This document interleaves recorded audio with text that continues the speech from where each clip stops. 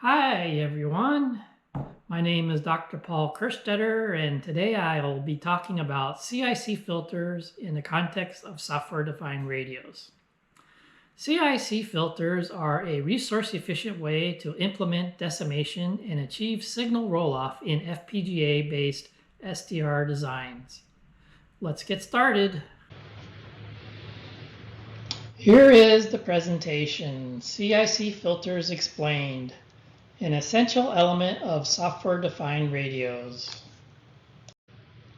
In this slide, we see a typical FPGA application where a CIC filter is used, a software-defined radio, SDR, specifically an FM radio receiver. From left to right, the FM signal passes through a 20 MHz band pass filter and is then oversampled by an ADC operating at 160 MHz.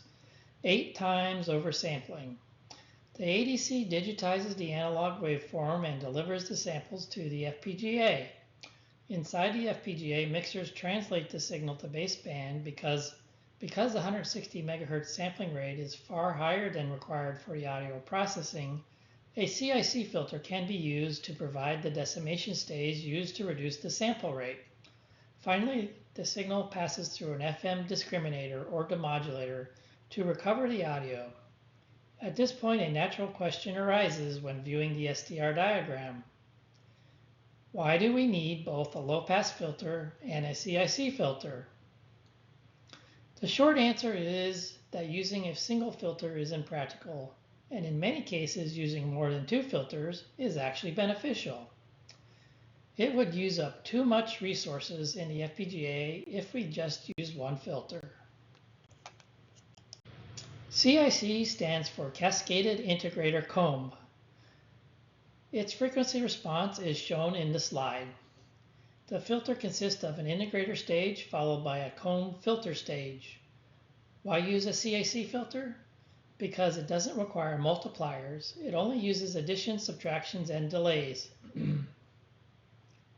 This makes it very efficient to implement in FPGAs or ASICs.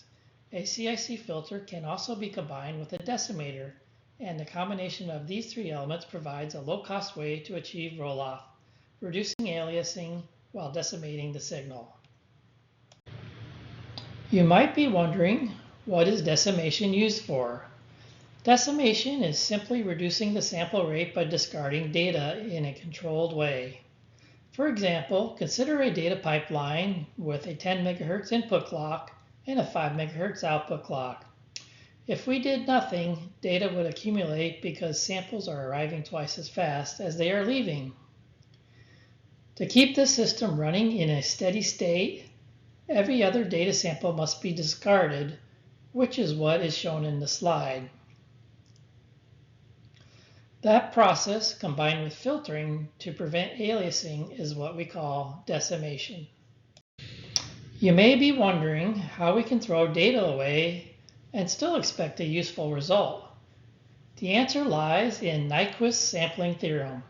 Simply put, to preserve all the information in a band-limited signal, we must sample at a rate of at least twice its bandwidth.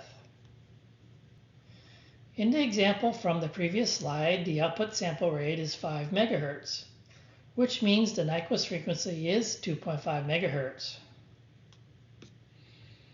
Therefore, the low-pass filter must roll off below 2.5 MHz to satisfy the Nyquist criterion and prevent aliasing. In the case of an FM software-defined radio, we start with a 160 MHz sample rate, but we are only interested in a single FM broadcast channel.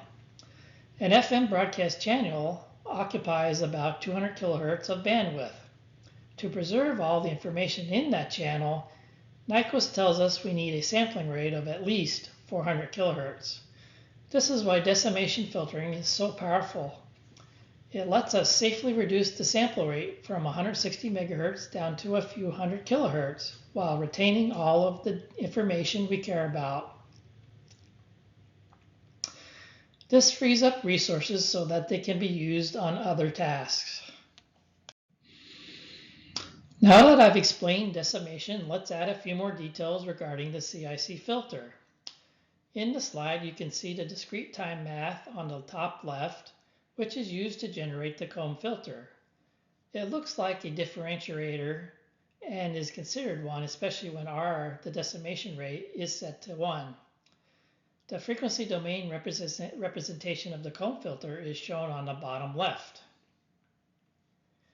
In the frequency domain, it has periodic zeros across the frequency spectrum. When the comb filter is multiplied by the FM signal, these zeros cancel out the FM signal at integer multiples of the fundamental frequency. The key is to align these zeros with the aliases produced during decimation, which will work to remove them.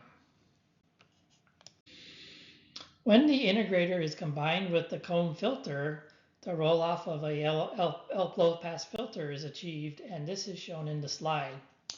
Notice when N, which is the order of the filter, is increased, the stop band attenuation improves.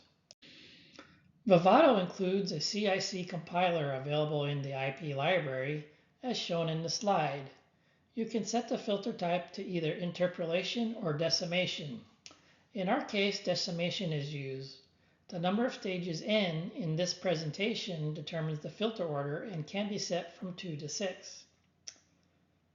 The differential delay can be 1 or 2, which corresponds to R in this presentation.